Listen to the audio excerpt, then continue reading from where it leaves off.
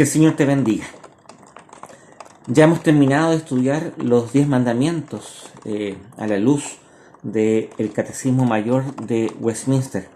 Y hoy día quisiera brevemente hacer una especie de epílogo en base a lo que enseña la Confesión de Fe de Westminster en el capítulo 19 de esta. Lo primero que hace la confesión es reconocer de que Dios reveló su voluntad al hombre en el jardín del Edén. Es decir, el propósito primigenio de Dios en relación al ser humano es que éste pueda desarrollarse plenamente a la luz de la voluntad de él mismo. Entonces, nunca el ser humano estuvo ajeno al conocimiento de la voluntad de Dios. Dios le dio un mandamiento a Adán y a Eva, el cual consistía en no comer del fruto del árbol del conocimiento del bien y el mal. Y hay elementos que nosotros no conocemos porque no están revelados en la palabra, pero uno puede presumir de que el contenido de ese mandamiento involucraba otras cosas. ¿Ya? Vemos que Adán y Eva realizan acciones en el jardín del Edén y que esas acciones, sin lugar a dudas, debido a la condición no caída de ellos, respondían a una obediencia a lo que Dios les mandaba. Por ejemplo, esta administración del jardín, obviamente que no era una cosa que se le había ocurrido a Adán, sino que era un mandamiento que Dios le había dado a él. Entonces, en la esencia del ser humano, como proyecto, está la obediencia. Por lo tanto, la obediencia es en sí un valor, porque nos permite concordar con Dios, que nuestro corazón se una a su corazón. ¿Ok? Entonces, eso me parece muy importante. Segunda cosa que lo manifiesta el capítulo 19. Fruto de la desobediencia, el ser humano cae. Entonces, vemos que la obediencia es una de las características de la comunión con Dios. Cuando el hombre desobedece, se produce este desastre cósmico en donde la comunión con Dios queda interrumpida, queda rota. Por lo tanto, si ustedes se dan cuenta, la obediencia no es una cuestión baladí, sin importancia. La obediencia es de vida o muerte, literalmente. Adán y Eva, cuando caen, hacen de su descendencia heredera de una condición, fruto de esa caída. Y la consecuencia más palpable es la incapacidad natural para obedecer la voluntad de Dios. Eso es muy importante, porque vemos cómo la desobediencia se convierte en la marca de los caídos, de los perdidos, de los condenados al infierno. Si el paraíso, si el Edén era el lugar de los obedientes, el infierno va a ser el lugar, la morada perpetua de aquellos que son desobedientes. Nosotros, en el estado caído, lo único que podíamos hacer en consecuencia era desobedecer. Pero, gracias a Dios, el Señor siempre tiene un plan mejor. Y Él ha previsto en su absoluta y soberana ciencia el proveer el medio para que aquellos que Él elija en el contexto de la historia puedan ser salvos. ¿Cuál es ese medio? Nuevamente, la obediencia.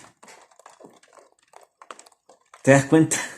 El medio sigue siendo la obediencia, la concordia con la voluntad de Dios.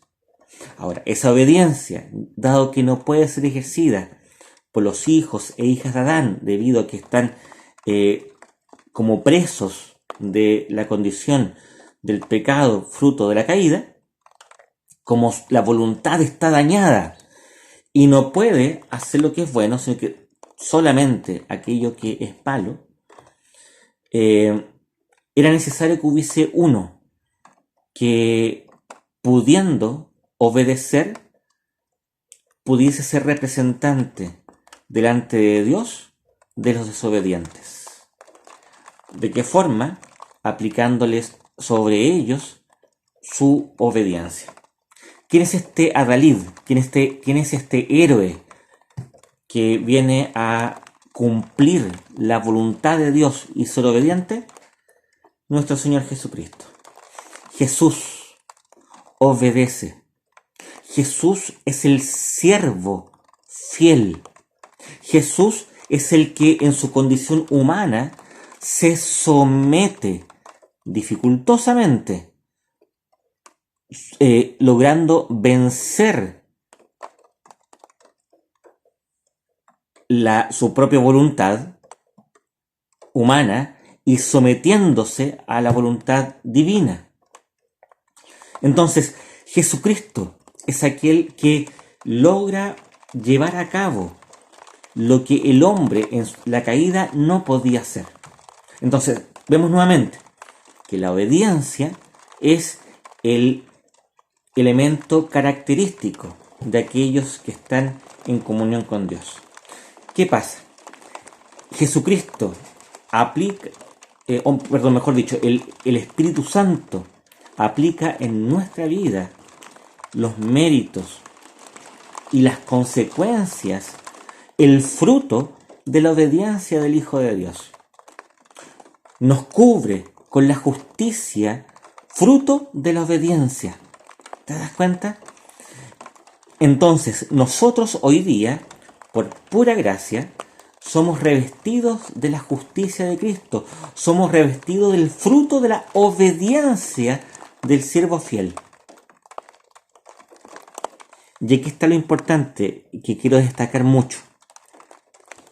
Fruto de esa justificación pasan varias cosas simultáneamente, entre ellas la adopción, entre ellas la regeneración, entre ellas la reparación de nuestra capacidad para poder obedecer. No perfectamente, pero sí con una capacidad de poder ir creciendo en esa obediencia. Entonces, como decía Agustín de Hipona, antes de la caída el ser humano podía pecar y no pecar. Digámoslo lo que estamos diciendo ahora. Antes de la caída el ser humano podía obedecer o no obedecer. Después de la caída no podía obedecer las leyes santas de Dios para tener comunión con Él. Luego de la regeneración, el ser humano puede obedecer o puede desobedecer. Y en la vida futura, en el cielo nuevo y la tierra nueva que vamos a vivir, no vamos a poder ya desobedecer, porque nuestra voluntad va a estar total y absolutamente conformada con la voluntad del Hijo, en comunión con nuestro Padre Dios. ¿Por qué es tan importante explicar esto? Porque hasta el día de hoy yo escucho lo siguiente de hermanos, incluso en oraciones, cuando dicen: Señor, te pido perdón porque yo no puedo obedecer. Te pido perdón porque yo no puedo hacer lo bueno. Te pido perdón porque yo no puedo cumplir tu voluntad. Eso es terrible, porque si la persona que está hablando dice eso de verdad, está diciendo de que no es un regenerado. Significa que esa persona no ha tenido un nacimiento nuevo, que no es una nueva criatura. Porque aquel que no puede obedecer, aquel que no puede cumplir los mandamientos, que no puede ser obediente a la ley de Dios, no es un hijo de Dios. Porque los hijos podemos obedecer imperfectamente, igual que nuestros hijos, igual que nosotros con respecto a nuestros padres. Pero podemos obedecer, ¿te das cuenta? Le decimos a nuestros hijos, sobre todo cuando son muy chicos, ya, póngase los zapatos. Y el cabro chico se pone los zapatos al revés. El derecho se le pone al izquierdo y el izquierdo se le pone al derecho. Pero obedeció. No lo hizo perfectamente. Pero podía hacerlo. Nuestro hijo, en el ejemplo, no es un tetrapléjico. Sería una crueldad pedirle a un tetrapléjico que se ponga los zapatos, en el caso de nosotros. No, nuestros hijos pueden hacerlo. Tienen la inteligencia, tienen la voluntad, tienen la capacidad de comprender la instrucción que tú le estás dando. ¿Por qué? Porque están vivos y pueden obedecer. Tienen todas sus facultades que hacen posible que él siga una instrucción. Ahora, debido a su edad, la va a seguir imperfectamente y se va a equivocar de lado. El problema de la lateralidad que tienen los niñitos, tanto. Entonces, a mí me sorprende, me entristece, me angustia muchas veces en el trato pastoral cuando hay personas que dicen y se defienden. Si eso es lo peor, es como ocupar a Dios para encubrir el pecado. Eso es lo más terrible. Y lo más terrible es que muchas veces se dice eso en la iglesia, con lo que se genera indirectamente una mala educación de la gente. Porque todos tenemos el espacio eclesiástico en el culto, donde las oraciones también son una suerte de enseñanza. Entonces, cuando una persona en la oración dice que no puede obedecer, está dando una lección pésima, que no tiene nada que ver con lo que enseña la Biblia, nada que ver con lo que enseñan nuestras confesiones, y que por el contrario da pie para llevar una vida disoluta, una vida indecente. Me doy permiso, porque claro, yo no puedo hacer lo bueno. Y Dios siempre tiene la obligación de perdonarme. Hay un problema en el enfoque. ¿Cuál sería la correcta oración? Señor, tú me mandas ser honesto y yo no lo he sido. Te pido perdón por no haber sido honesto y ayúdame con tu Espíritu Santo a que pueda ser más honesto mañana. Estoy seguro de que en tu fuerza yo puedo crecer. Eso sería un modelo de oración que claramente reconoce la obra del Espíritu Santo en nuestra vida. Nosotros en Chihuayante hace ya bastante tiempo introdujimos un elemento en la liturgia. Agregamos una oración pidiendo santidad y una oración explícita pidiendo la ayuda del Espíritu Santo para que nuestra voluntad avivada por Él pueda hacer la voluntad. O sea, Él ha regenerado nuestra vida y ha logrado enquistarnos en su tronco y avivarnos con su savia. Y ha hecho posible que nuestras ramas secas puedan ser revitalizadas y puedan buscar la luz del sol. Todo hijo de Dios puede obedecer la santa ley de Dios. Y es una obligación ser santo, porque cuando Dios nos dice en Primera de Pedro o en Levítico, sean santos porque yo soy santo, está diciendo no una sugerencia, sino que un mandamiento imperativo. A mí siempre me gusta destacar el último párrafo de el capítulo 19 de la Confesión de Fe de Westminster, porque habla justamente acerca de esto. Dice: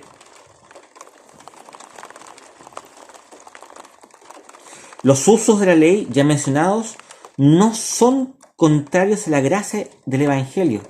Fíjense, los usos de la ley mencionados acá, que es la ley como espejo, la ley civil, la ley moral como herramientas para modificar o contener a los no regenerados, entre otras cosas, y para humillar a los que son regenerados, no va en contra de la gracia del Evangelio. Es una mentira peligrosa el menospreciar la ley de Dios y decir, es que eso era según la ley, no según la gracia. No, no se equivoque, sino que concuerdan suavemente con él. Los usos de la ley concuerdan con la gracia del Evangelio. Y aquí está el punto que quiero destacar.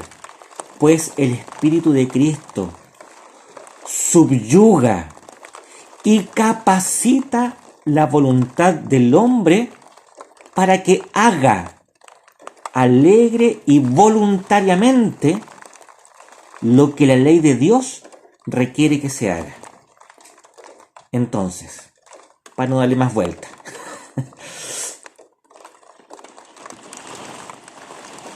no diga más que no puede cumplir la ley de Dios.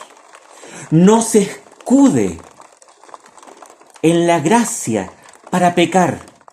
No se parapete detrás de la misericordia de Dios para decir que puede ser un adúltero, un estafador, un mentiroso, un idólatra, una persona que no guarda el día de reposo y que desprecia el nombre de Dios. No se parapete más sobre la excusa de que usted puede pecar porque no puede obedecer la ley de Dios, porque la Biblia le enseña que usted en Cristo es una nueva criatura y las nuevas criaturas pueden hacer aquello que el Creador le ha posibilitado que hagan. Entonces, hermano, hermana, arrepiéntase de su vana manera de vivir y sumérjase en la gracia de Dios que le da la capacidad de hacer de su vida algo agradable en Cristo para el Padre Dios. Arrepiéntase de ocupar el nombre de Dios en vano para tapar vilmente sus pecados. Arrepiéntase, porque usted, al no arrepentirse y al juzgarse impotente, le está dando una mala señal a las personas que son nuevas en la fe. Arrepiéntase para que de verdad dé gloria a Dios con una vida santa, consagrada a Él, para la gloria del único que es santo y digno de alabanza. De tal manera que armados de esta verdad, revestidos de esta verdad, inhabitados, llenos del Espíritu Santo, podemos paso a paso llevar cada día una vida mejor, que va a ser de bendición para ti, para tu familia, para tus amigos, para la sociedad, para la iglesia. Cuando somos conducidos por el Espíritu Santo en obediencia a los mandamientos santos de Dios, nos convertimos en razón de bendición y no de maldición. Insisto, Dios nos da la tremenda gracia de poder llevar una vida buena, imperfecta, pero capaz de hacer mejor hoy día lo que hacíamos mal ayer y hacer mejor mañana lo que hacemos hoy. En definitiva, Dios no quiere guaguas, quiere gente que crezca. Y eso en el lenguaje bíblico se llama ser santos.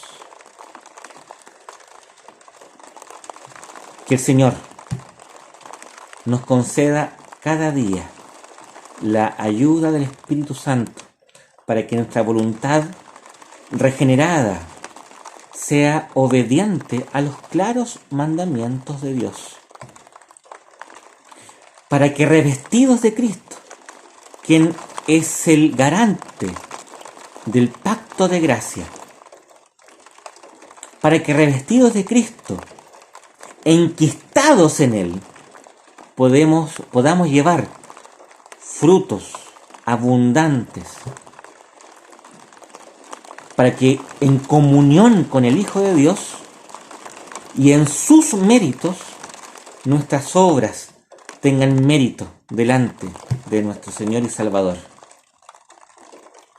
En Cristo y animados por su Espíritu Santo para la gloria del Padre. Espero de que estas reflexiones en torno a los 10 mandamientos te den el deseo renovado de tener una vida para la gloria de Dios. No en la imaginación, sino que en la vida concreta, la de todos los días, especialmente con los de tu familia. Que el Señor nos ayude, nos bendiga. Vamos a pedir a Dios que Él nos sea alentando y vivificando cada día en la santa obediencia.